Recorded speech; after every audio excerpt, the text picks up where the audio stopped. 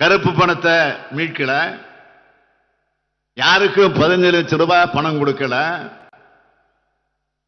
ஆண்டுக்கு 2 கோடி பேருக்கு வேலை வாய்ப்பு நாங்களே அதுவும் கிடையாது. மொத்தத்தில் ஊழலற்ற ஆட்சியும் ஒன்றியத்தில் கொடுக்கல. அதுக்கு இமாலய எடுத்துக்காட்டுதான்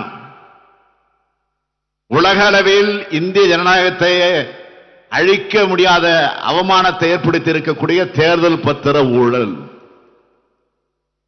அது மட்டுமா, சிஏஜி அறிக்கையில் வந்துச்சு